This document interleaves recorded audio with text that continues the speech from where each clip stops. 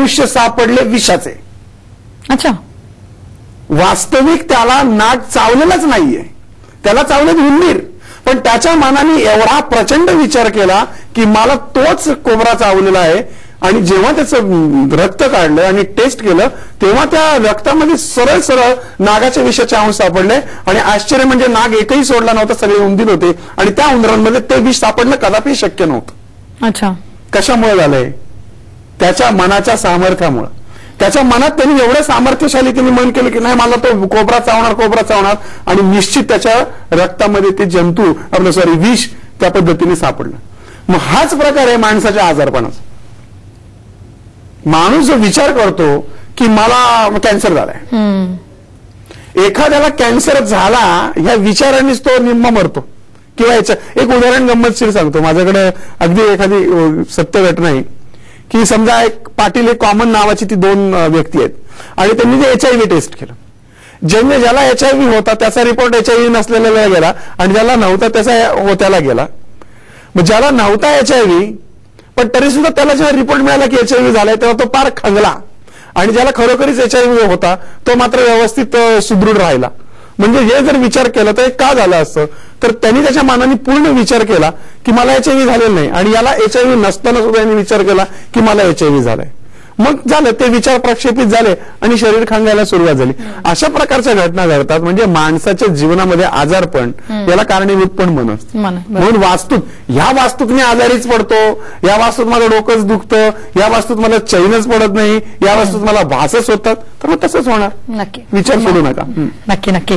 तर मनाचं सामर्थ्य नेमकं कसं असतं तुम्ही सांगितलं, ही गोष्टही सांगितली, खूप महत्वाची होती. याच्यामधनं बऱ्याच लोकांना कळलं असेल.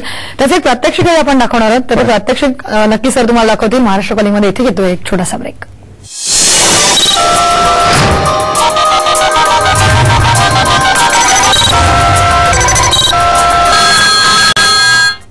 तर ब्रेकनंतर महाराष्ट्र कॉलिंगमध्ये तुमचं सगळ्यांचं पुन्हा एकदा स्वागत. वास्तुशास्त्र आणि मनशांती या विषयी आपण आज चर्चा करतोय.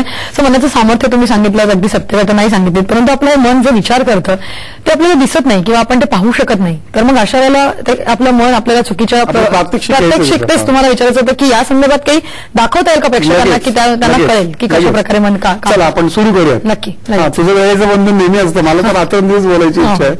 पहा, सगळ्यांनी आता सगळ्यात महत्वाचं काम करा. सगळे मला बघतायत ना तुम्ही, मी तुम्हाला बघत नाही, मी वारंवार का म्हणतोय, तुम्ही नीट करा. हे जे हाताच्या दोन रेषा आहेत ना, या दोन रेषा प्रॉपर एकमेकांना जोडा.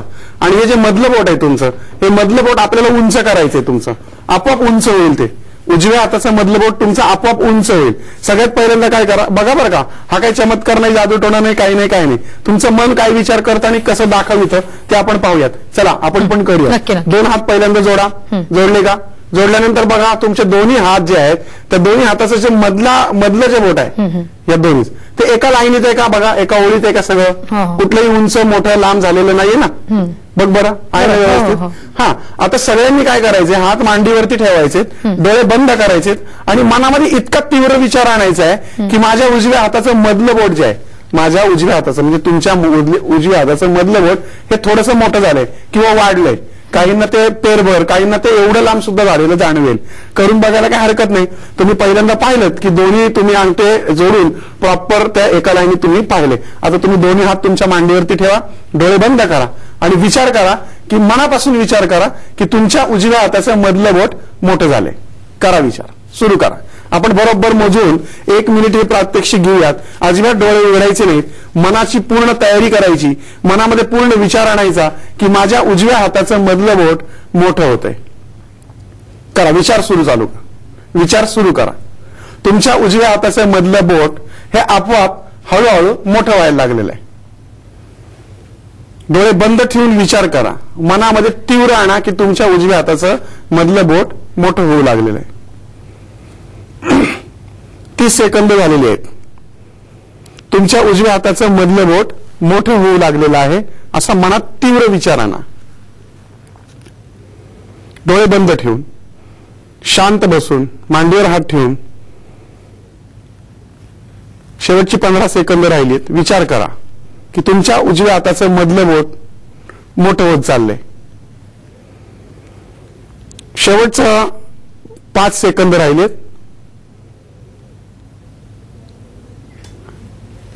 वेळ संपलेला आहे. तर तुम्ही डोळे उघडा आणि तुम्ही तुमचे हात मगाशीच जोडल्याप्रमाणे जोडा आणि आता पहा तुमचं एक बोट उंच झालेलं तुम्हाला दिसेल.